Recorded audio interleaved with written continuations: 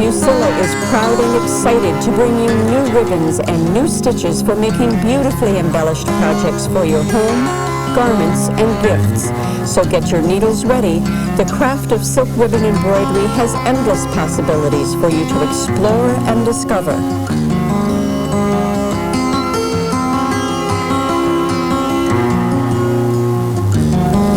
I'm Judy Kauffman.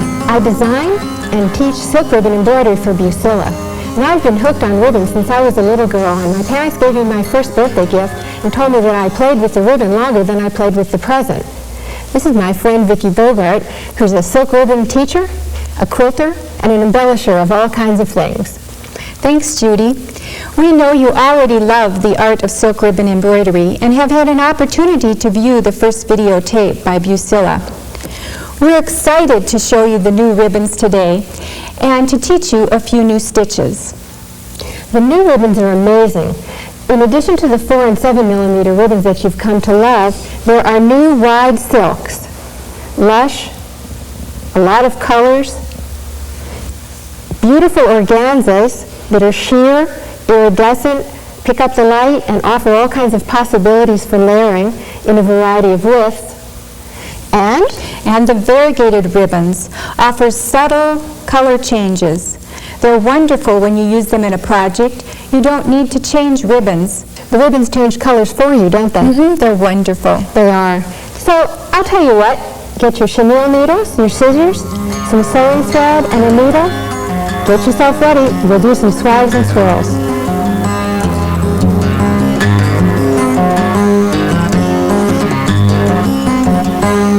Let's start with swags and swirls.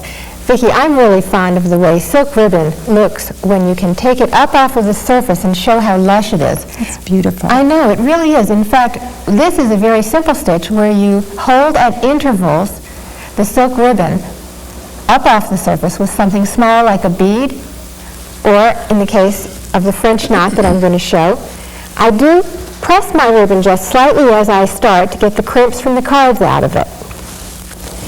I'm going to be working with 2 needles threaded at the same time. One needle holds the ribbon that follows the line that I've drawn with a disappearing ink pen. The line's going to go away in a couple of days or even a couple of hours. And I'm going to come up with my second threaded needle under the fabric and make a French knot.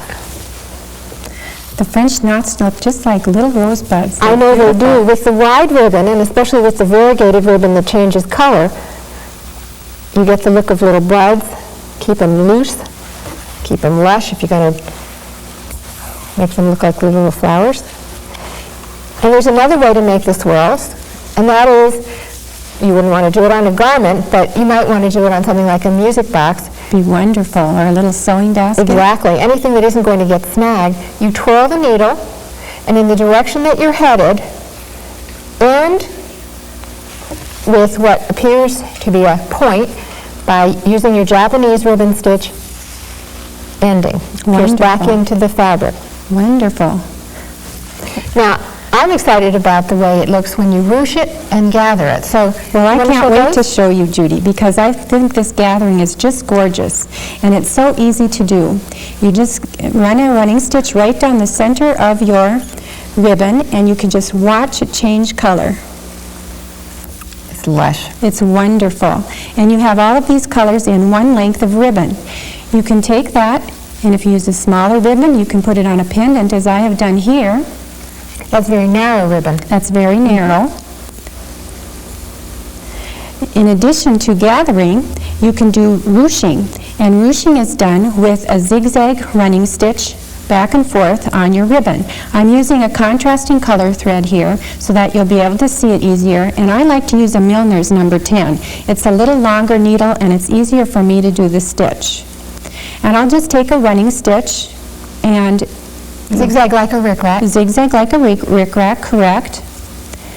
And you'll do that all the way down your ribbon, and as you give it a little tug, it will gather up into all of these nice scalped edges. And it looks wonderful on dresses or on a little Christmas ornament where I've used the solid, narrower ribbon. And you can also use it on organza.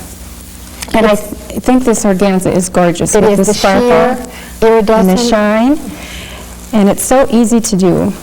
If you take your ruching and you make it into a circle, you can make little flowers or rosettes, as I've done with these earrings. Those I've are made little perfect on a dress. sunflower earrings. I'm going to steal those earrings. I Those know, earrings you I'm want going those, home you with want those. And there's a wonderful little sunflower dress that these are on. They're just gorgeous. And you can see with the wider organza how beautiful it will look. Again, I used the contrasting thread, but you'll want to use matching thread. And you can just embellish clothing or pillows or a little pin cushion, as I've done here. Endless possibilities. It has a very vintage look to it. Endless possibilities. Swags and swirls are my favorite. I know, you use them a lot and you do them well. Thank you.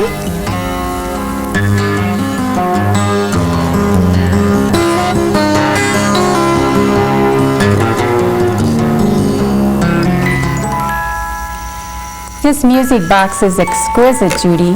I love the flower that you did on the top. Would you please show me the organza petal? I will. I like working with organza for petals because you get the dimension. It lifts right up off of the fabric. And with the wider ribbons, you can really make quite a statement with your petals, with your flowers. They are. They're made individually, one at a time, and sewn down to the fabric, to your base, to your garment, or in this case, to a piece of moire, in case of the music box. And you run a gathering stitch across a piece of ribbon that you've folded to a point. So I start with my ribbon, fold it toward me, getting that point. Oh, similar to making leaves. Exactly. Tiny leaves. Exactly. And I'm going to run the gathering stitch straight across, cut off the little tail, and then tug. Like magic. Magic ribbon. Wonderful. It gathers up. You can go back and make a stitch or two to secure it. And I leave this threaded needle attached so that I can immediately go to my ground fabric and sew it in place. And there's another ending for a little petal, which is shown on the beautiful vest that we've made, and that is a blunt end. The blunt end petal is a piece of ribbon folded as if you were going to tie a bow. It just folds directly across, bubbles right up. Wonderful petal. The gathering stitch is done across the bottom. You can make larger or smaller petals depending on the kind of flower that you're making. Gather across the bottom. And again, you can sew them, 4 of them, 6 of them, 8 of them, depends on how large your flower will be, whether if you've drawn a circle, how large your flower is going to be, whether they're all tight. Now there is a raw edge, so that raw edge needs to get covered. And in the case of the music box, I've covered it with a small piece of filigree. Wonderful. Wonderful. I have a new leaf to show you. This is a very, very simple leaf, but it does make a statement. And all you need to do is take your ribbon and fold it in the front, take a little running stitch at the bottom. It's an overlap. It's an overlap. I always think of it as a shawl collar. And then you attach that right to your piece that you're working on, and your raw edges will be underneath. So when you put your rose over the top, it will hide your raw edges.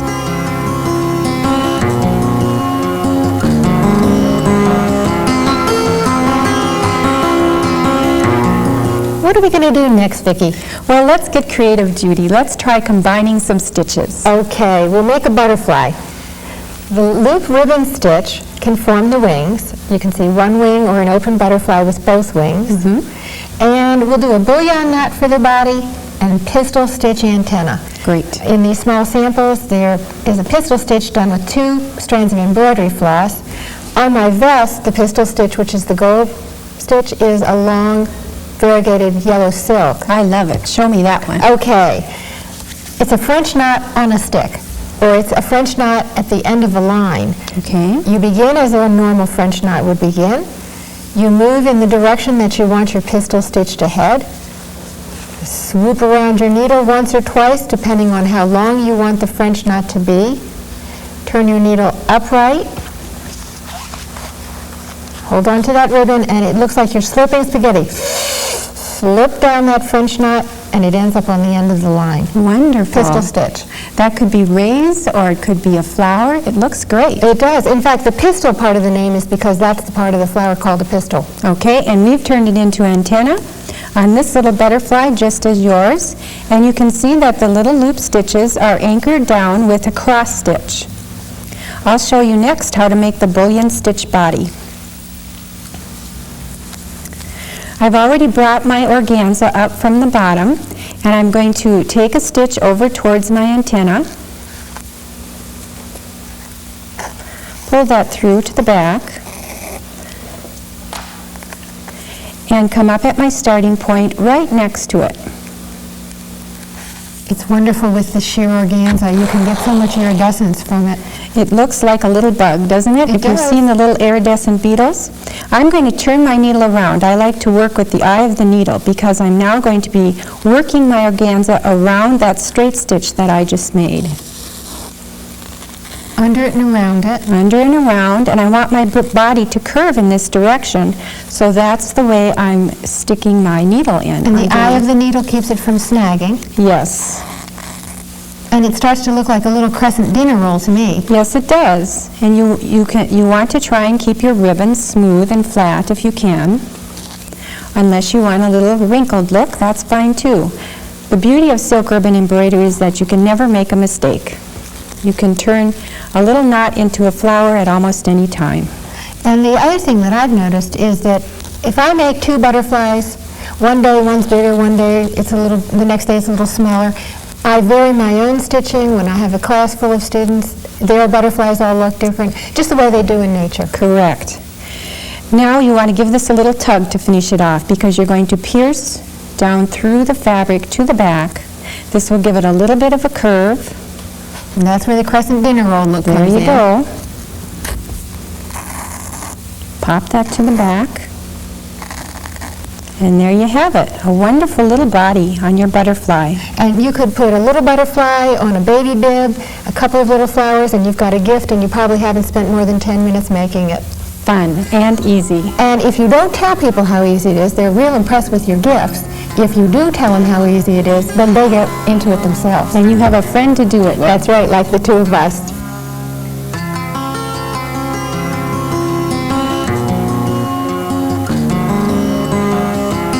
When I was a little kid, I loved show and tell. Didn't you, Vicky? I did, and I love show and tell as an adult, too. So show me what you have. I'll show you and I'll tell you both.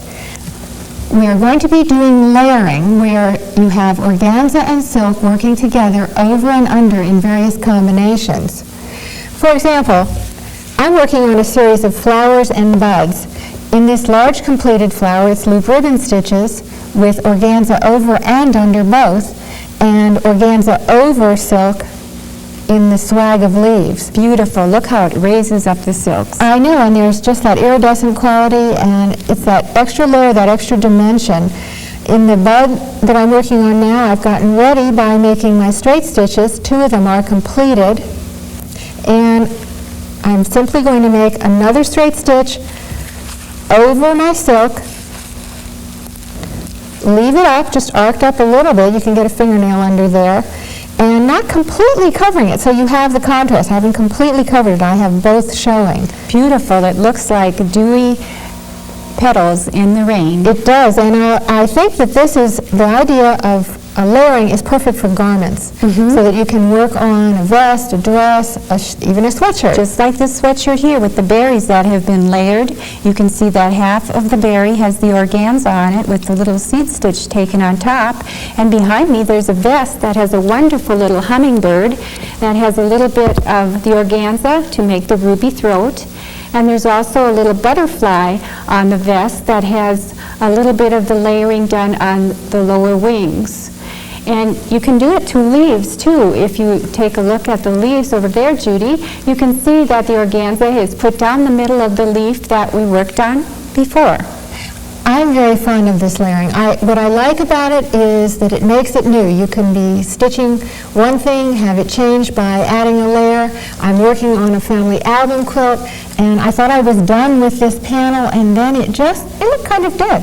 As soon as I layered, as soon as I added that iridescent organza, It popped out. It totally changed the piece for me. It gives you a whole extra set of colors because you're layering over the top and you get a whole new color.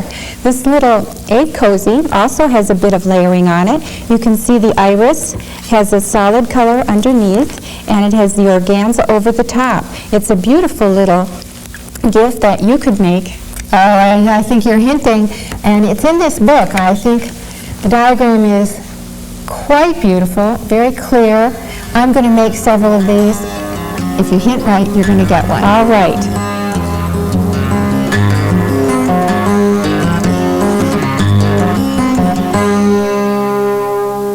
Hey Judy, let's take time to smell the roses. Roses are so elegant. They're really timeless, and that's why it's such fun to stitch them as a folded rose, which looks exactly like a natural flower. It's so beautiful. I love making the folded roses. I took the same purse pattern and made it on a different background color using the white felt and the denim, and I used different silk ribbons for the roses, and they look so dimensional, so vintage, and so real-like.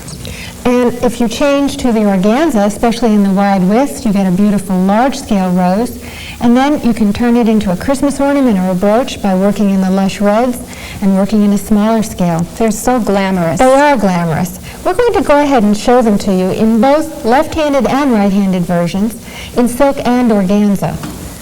I'm the lefty, and I'm going to start with a piece of silk about 12 inches long and a needle threaded with thread and knotted at the end. I'm using a contrasting color right now to show for demonstration, but you'd want to match your ribbon with your thread. You fold down an angle and turn it toward you to begin the bud.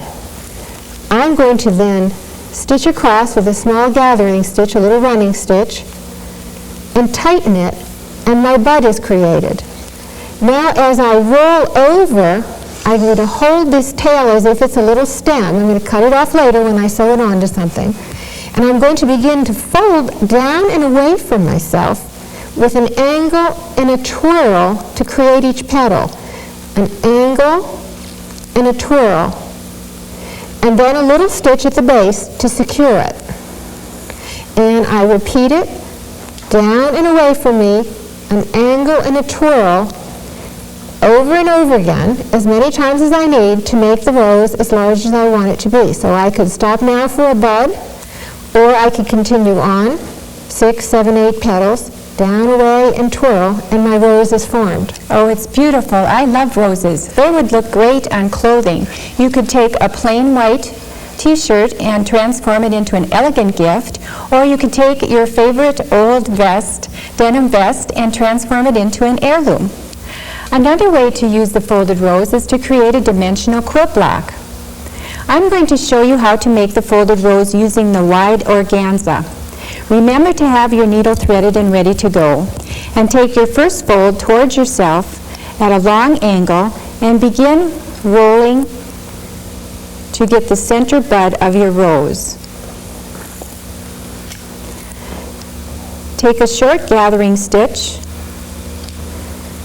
and pull it up to gather that center part of your rose. You'll then fold away from yourself, and you'll find the organza will be a bit more resilient to work with than the silk, but it makes a very beautiful rose. Tack it at the bottom,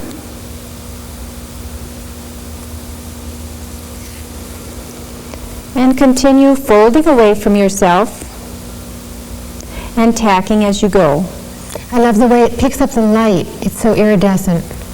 The organza is really wonderful, especially for flowers. Again, it gives you that dewy effect. You can continue making your rose as large as you like. To end it, you will take your final fold down towards the base of the rose and then wrap with your thread to create a nice tight base and secure it with a tiny little stitch at the bottom. You can leave your thread attached and use that for attaching your rose directly to your project. Here I have a little tote bag with some swags that have been knotted, and I have my black and blue roses on there already. I'm going to just take and stitch right through my tote bag and add the rose, and I would stitch through there a couple of times and secure. I'm glad we took time not only to smell the roses, but to stitch them.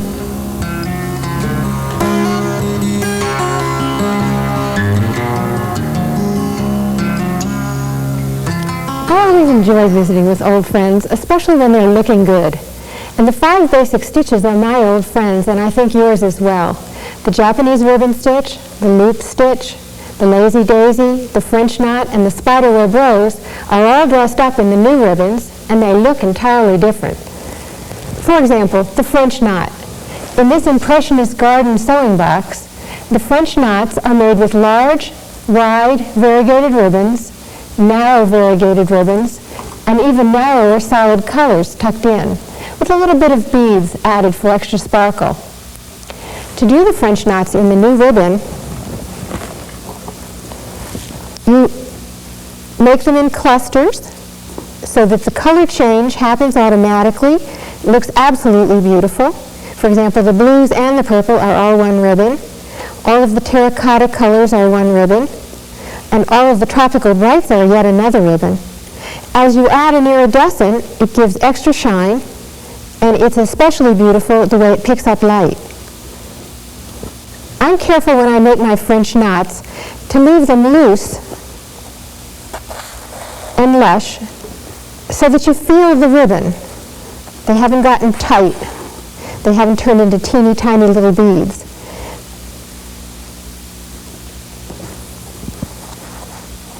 And I could probably make these things forever. I think they're a little bit like popcorn. The more the merrier. Vicki, what's your favorite old friend? My favorite old friend, Judy, is the spiderweb rose. And using the new variegated ribbons, they're just beautiful. They're featured on this table runner in the wonderful variegated ice cream colors. And using one of your French knots as the center, you can see how wonderful they look with the greenery. Outstanding is this wonderful large spiderweb rose done on this velvet pillow. This is truly an heirloom and a keepsake, something you would want to give to a very special friend. The ribbons change in all their glory and look exquisite on the dark green. Why don't you show a spiderweb rose in one of the new ribbons? I'd love to. I'm using the blue variegated ribbon, and I already have my spokes on my hoop. I turn my needle around to make the spiderweb rose. You can also use a tapestry needle. And again, when you make your spiderweb rose, you want to weave over and under the spokes. Adding a little twist will help the ribbon to stand up and give it a little more dimension. The twisted petals look very much like a real rose. They're beautiful. And the variegated color changes mean you don't have to add new ribbon to get the look of the subtle colors in nature. That's right. Just like a rose. Although I've never seen a blue rose, I like making my roses in all the different shades that we have. I noticed that before. I think those are the Victorian colors. The blues and the pale mauves. And you can fill out your rose as much as you wish. You can pull a little tighter or keep it looser. Add the twist. Leave it flat.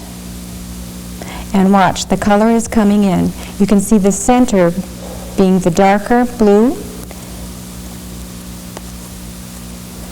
And the outer areas are turning lighter. That little twist where you're twirling the needle adds that lush sort of dimension to the petal. And I'll just take one more stitch around here, finish it off by going down behind my ribbon. And then I pull it through to the back to finish off and secure as usual. This is a beautiful rose done in variegated ribbons, but it's also equally wonderful in the organza as we have it on the hanky. The spiderweb rose is one of the old friends dressed up for a party.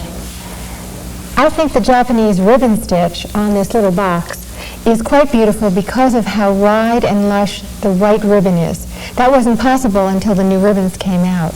So the Japanese ribbon stitch can all of a sudden become quite big. You can lift it up off of the fabric, make long petals, you can make extra big leaves, and then you also have all the possibilities that we always had, the smaller scale pieces. And in the iridescent, as we did earlier in the layering, you have another way for these stitches to look special and new. Right. I really like my old friend, the loop stitch. We did it as a butterfly earlier, and here it is as a little flower. The loop stitches look wonderful in organza, and they can also be put on clothing and using the regular silk ribbon or the variegated silk ribbon. I think they come off quite nicely as a flower. And I like the idea of collage. I like the idea of including a little bit of lace, a little bit of something crochet, and a little bit of embroidery, like the lines, little sort of vines that go out around the edges on that wonderful sweatshirt. It's a sweatshirt cut down the middle, but it has a very elegant look. You could wear that almost anywhere. You could put it over jeans or wear it out for a party. I think also the leaves are wonderful in the variegated greens. The Lazy Daisy stitch, our other old friend, makes wonderful leaves on that jacket. The color changes are very, very subtle. That's one of the things that's exciting about going to the store, buying a handful of ribbons, and then coming home and figuring out what to do with them. I know. I can't wait to get my ribbons. I iron them all and hang them up and just look at them and fondle them before I work with them. And what I like is that the cards will fit into a tote bag. When I travel, I take a project with me, and it's always a way to start a conversation. So you have your old friends, the stitches, and then you have the new friends you meet because of the craft. That's right. Well, I think it's going to be your turn now to get creative, to take your old friends, the stitches that you know well, your new friends, the ones that you learned today, all of the ribbons that are brand new, combine them, be creative with them. Endless possibilities, endless possibilities. Bucilla makes it easy for you, and now it's your turn. Happy stitching, and we'll see you again.